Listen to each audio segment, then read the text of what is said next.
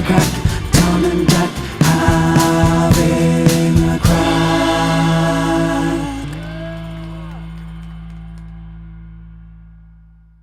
Welcome to Tom and Jack having the crack. Every week we sit down with another comic, have some crack. This week we're joined by Mr. Lee Hudson. Hey, how are you doing, buddy? Thanks for having me. First of all, we've got to apologise. Me and Jack are steaming hungover. That's fine. And the water? Yeah, yeah, on the waters. We ended up. What time we were out till last night? 3 o'clock. 3 o'clock in the morning. Nice. It's not good for two middle-aged men randomly on a Friday. I'm starting to feel like I've become. I don't know if this has happened to you yet. Not where we were last night, but I now feel like I look too old to be at a house party. You know? Like I think a year ago I didn't. Yeah. And now I'm like, Does it not depend on what? Because I've been to some very adult house parties before, where there's wine and cheese out and stuff. But then I've also been to some house parties where it's like. At what point does it cross over from a house party to a dinner party? So that I could do that kind of house party, but like a proper house party, I can't do them. I can't do. I can do a house party where there's a set number of people invited. 8, 12, right? Even numbers. But I can't do unlimited. As many people who fit in. Doesn't matter who shows up. We're going to let them in. Can't do those house parties now. I'd feel weird. I'd feel like I was someone's dad sent to pick them up. Oh yeah. I went to a house party New Year's Eve with my now ex-girlfriend. Yeah. And I was the only straight man there. Okay. It was like a gay house party for New Year's Eve. Nice. Yeah, sounds good. Fun. It was we went with her gay best friends. Yeah. And it was. Yeah, and if she wandered off to talk to some other people just assumed I was gay. Yeah. That was the assumption because everyone else there was. Did you? Was there many people? How many people are we talking? It was 15 people there. Oh right, so it's not a mad house party. Did you get offended at any point that the hottest guy wasn't speaking to you, and you're like, I think I can do better than him? No. Was there any overt flirting?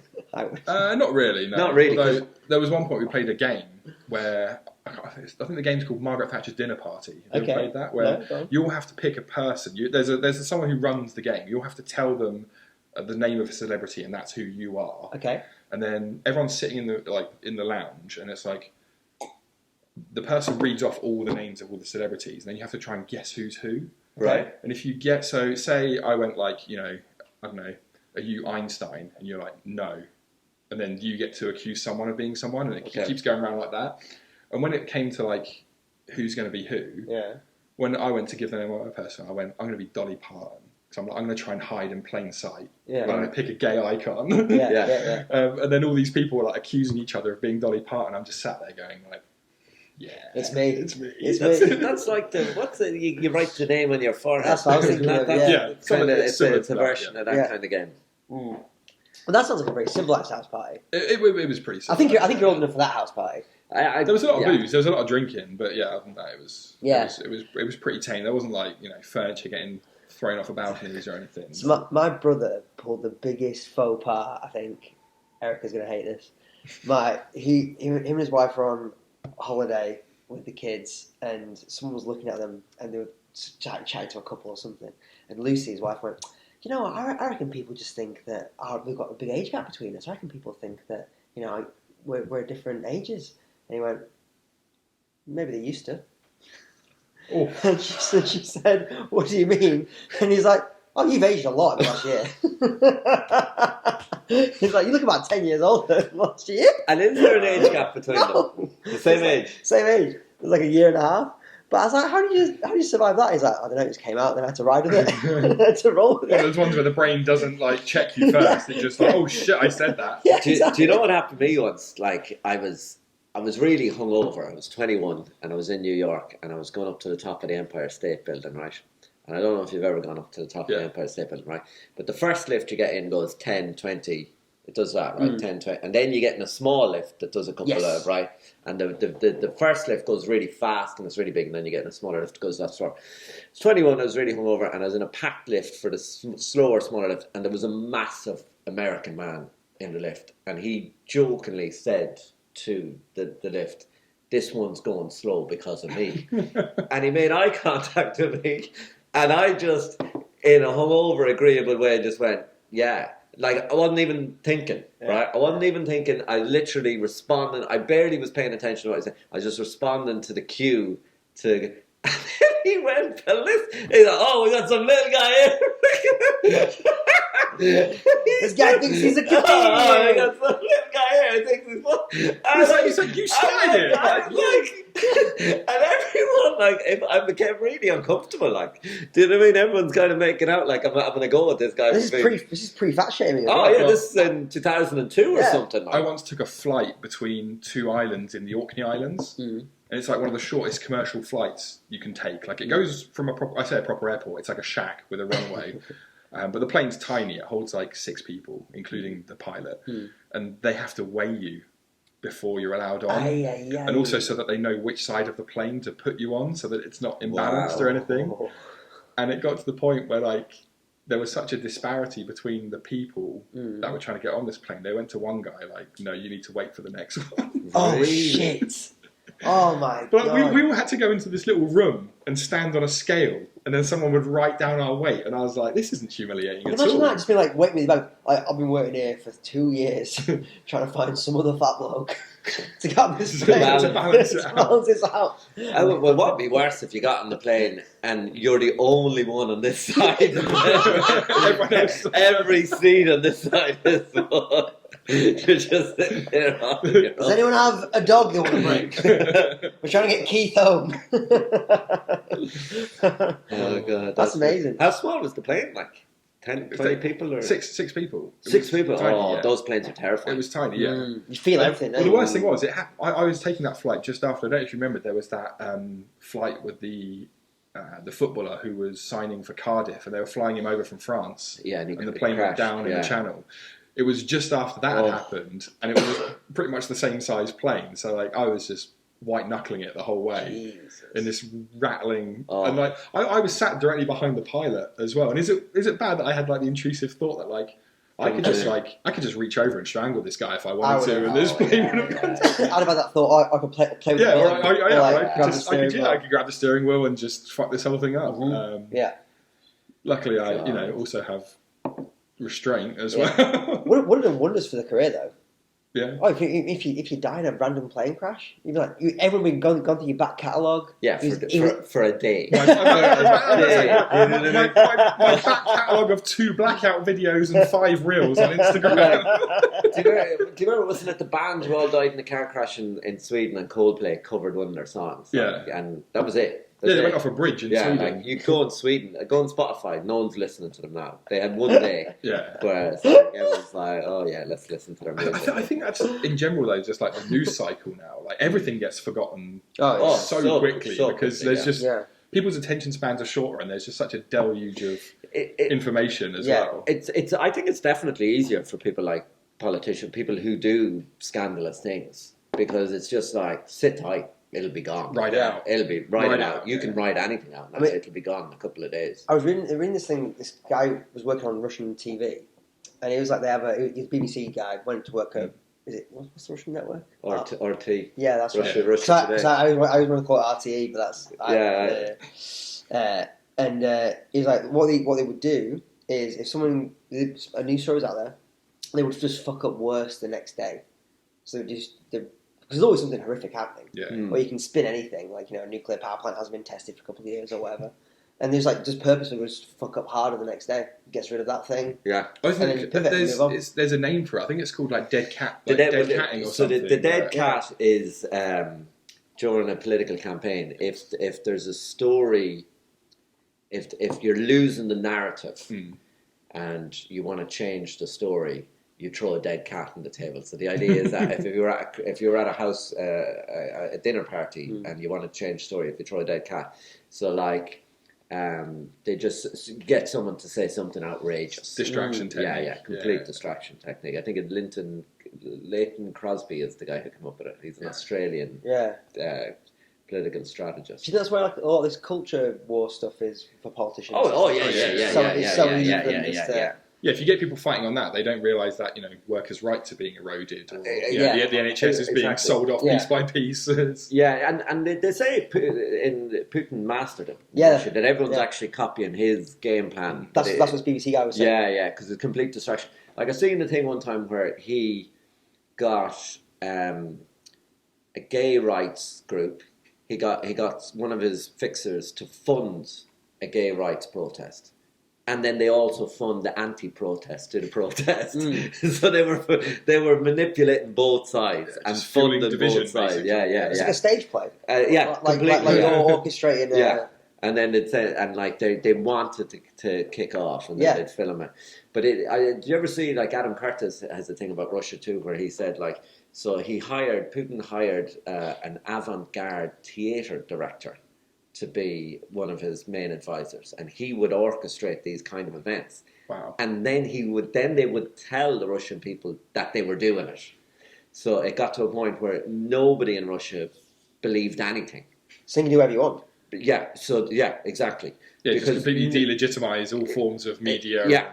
So everything becomes so bizarre that you just can't believe in anything. So then you can do whatever the hell you want. Yeah, you're right. And then the Western leaders are like, "Oh, that's really effective. That's really good. That's really effective. You can become president of the United States doing that." Do you know what I was thinking too? Do you remember RT? I don't know if you remember this. RT at one point were going to fund a lot of comedy content. Yes, I remember that. Yeah, and Jonathan Pye had done a deal with them. He was going to do some kind of show with them. Yeah, and then it fell apart. Which I always remember thinking was quite ironic because his character is like anti-British right, but I'll do a deal with the Russian right. Yeah. I mean, like, how do you square that one with yourself? Everyone's got their price. Everyone's got their price. I mean, I've seen quite a few comics doing the GB News. Yeah. I was thinking I would do it because it's just someone paying to do a podcast essentially. I mean, you say whatever you.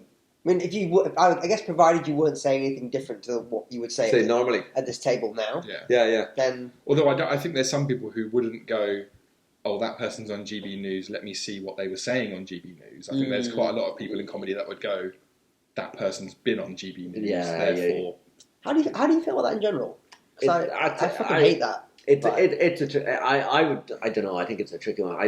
My hunch would be I wouldn't go on GB News because, like, I kind of feel like it's Fox. Would you go on Fox News? Well, that's what I was going to say. So, like, Tim Dillon, Andrew Schultz, Mark Norman, Sam Morril, they all used to go on Fox News. Did they? Yeah, because there was a guy, Glenn Greenwald, I think maybe. It doesn't matter who it was. There was a news anchor, and he had like a late night show, like an 11 p.m. show, and would let Tim Dillon and Andrew Schultz say whatever the fuck they wanted for half an hour. Yeah. And loads of them did it. Michelle Wolf did it. Like, so it's a very interesting one. It's a tricky one because, like, Fox News is not good. Like, it's what they're doing is bad, and even though they let you say whatever you want.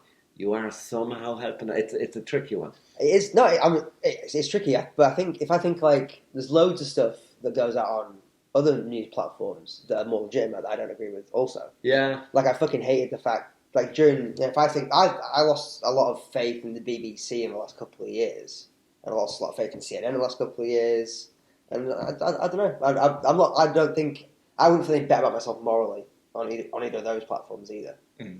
Really? Yeah. BBC maybe less so than something like CNN maybe, but yeah, I think we're all hypocritical. We all talk out of both sides on loads of issues. So if someone was giving me a platform and I didn't have to change the narrative to fit the platform, but I get what you're saying. But I also think there's a bit of a difference between the BBC might have made some journalistic decisions or some kind of agenda bias or whatever.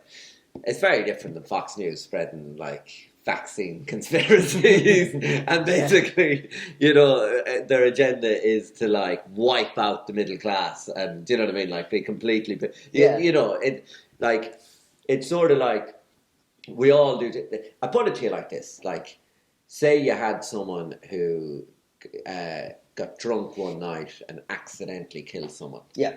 It's very different than someone who was purposely and consciously going out murdering people all the time. Yes. Very good analogy. I know what you mean. But in that analogy, if one of them's willing to pay me, the other one isn't. That comes back to my earlier point. Everyone has their price. So. But it's a very tricky dilemma because at one point, on one side, like I think we all kind of feel like I certainly feel like a lot of the problems we have is that people will neglect any kind of ethics and morals for money, and that creates a lot of problems. But on the other side of it, it's like, would I make those same decisions if I was in that position? Yeah. Well, that's the follow-up question, isn't it? It's, would you go on GB News? And then it's, well, how much are they paying? Yeah. If they're paying 20 quid for an appearance, then no. But, if there's another zero on the end of that, I might have to rethink because I've got bills to pay. I had a very bizarre experience when I was canvassing for my dad. My dad was a politician, and Bertie Ahern at the time, was the leader of the party, and he had got divorced. And when he got divorced, a group of friends, businessmen, got together and chipped in and gave him 60 grand or something like that to help him get through the divorce. But that's corruption. He's in a political position of power, shouldn't have taken it. And so I called to this guy's house. I was going door to door. My dad going knocking on people's doors and going, "How you doing, Lee? Election coming up, will you vote for my dad?" Right? And I go to this guy's house, and he's like, "Oh, I always voted for him, but I'm not sure anymore. I'm not happy about this with Bertie taking the money and the whole." So my dad comes along and he's like, he's the other side of the road doing houses, and he comes over and he goes, "What's taking so long? Why are you so long at this house?" And I was like, he's not happy about Bertie, And my dad goes over to him and he knew him, he's like, "What's going on, Patrick?" And he's like, "I'm not happy about Bertie." And he goes, "What the fuck? You serious? You kidding me? You telling me? Fuck off, Patrick. You telling me if I opened the boot now and offered you 60 grand, you wouldn't take it off me?"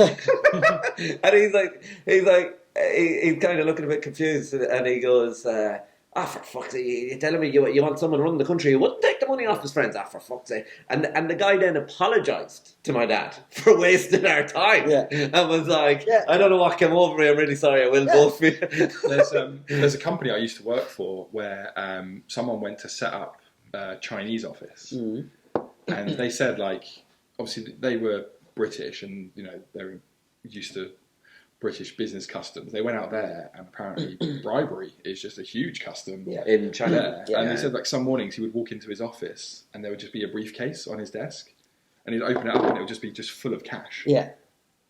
And a note or something. In the end, he quit. He's like, I can't have my morals compromised to this level. Not this little amount of money. Yeah. He's like, that's just the way business is done there. Over there. It's incredibly corrupt, and he's just like, I can't function like this. And also, the company was a large multinational company, so it's like the company can't be seen to be doing that. And it's I don't know if other large multinational companies are also doing that when they operate in China, or whether they're operating on regular, Western. They're operating that way, but they when I used to go out there for work, there's lots of ways of legitimising it. Yeah. And but it's a super common custom, and you have to find a line item for it in the budget, and well, how are we going to get this? Because where's it going to go? But it seems so much more brazen, because I know to think that every business decision and everything in the Western world is ethical and completely moral. It's not. Oh, but my uncle's building a house in Sicily. Italy's probably not the best example. That's what I mean. That's what I'm saying. So you think of it oh, come on, you're kidding. We all know the stereotypes. Yeah. He's out building this house, and this guy comes over, "Buongiorno, and how's it going?" He's like, "Okay, so you have the permits, you have the build, you have the permits." And my uncle's like, what permits? I've signed the lease, I've done the thing, No, you need the permits. Uncle's like, no, I've spoken to the lawyer, I've done this, and he's like, no, you have not spoken to my lawyer. You need the permits. You can either pay me 6,000 euros, and then we get the permits now. I'm like, from where? I don't know. Or you have to go see the magistrate in town, and it costs you 30,000 euros. I'm offering it to you for a second. I will wait here. I am your friend. I am your friend. I am here to look after you. And then you remind me of the politician story, because my uncle's in oh, thank you so much. And he told his wife, and his wife's like, what? So wait a minute. my mum was like, "Don't worry, I've saved us like 13,000." His wife's like, "What do you mean? You're out 7." Is that not one of those ones though, where like you say like, "Yes, I'll get the permits through you," and then the day you go to collect the permits, he's like, "It's now 15,000 or something." It's like, what can you do? Yeah. Like, Have you ever heard of characters like this? I'm sure they exist in Britain too, but I don't know of any specific ones. But there's guys in Ireland who will object to every bit of planning permission going. So like say Tesco buy a field and they're going to build a new superstore in it.